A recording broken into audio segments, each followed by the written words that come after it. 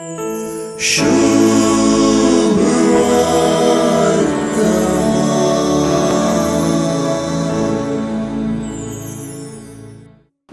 व्यापारी जेजूचे आणि त्याच्या पाठलाव्यांचे जीवितच सुचयतात वा वर्णितात म्हणयांगी. जेजून आपल्या एकसारख्या दोन व्यापारींनी देवाचे राज किते म्हणून विवरून सोडले. देवाच्या राजाची सुरुवात आणि शेवट कसो दिसता म्हणले जेजूच्या व्यापारींत स्पष्ट झाले. देवाच्या राजाची सुरुवात बहु लहान दिसता, ती बहु सूक्ष्म, गुमानाक सहित घेऊक त्रास जायत तसली.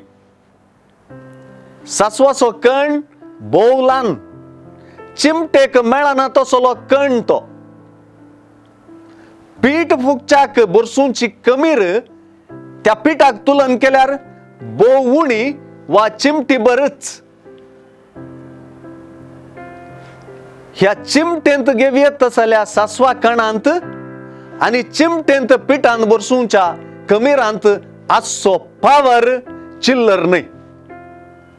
जेजूच कळीत करता तशे किर्लोन वाडोन विस्तारलेले एका ल्हान कणातावन उपजल्ले व्हड सासवाचें झाड आकाशाच्या सुकण्यांक बिडार जाता.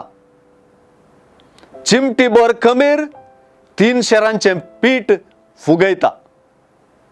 देवाच्या राजाची सुरवात क्षुल्लक आणि चिल्लर मनशातावन सुरू जाल्यार देवाच्या राजाची विस्तारताय आणि रुंदाय आटापूंक जायना तसली.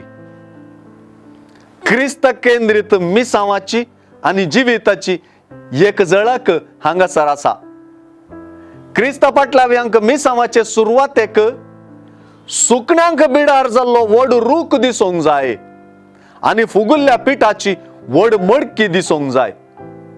हें तांकां बरवसूंक आणि देवाचेर विश्वासूंक करता. मिसांव वाडोन व्हड जाताना सासवाचो कण आणि चिमटीभर खमीर दिसोंक जाय.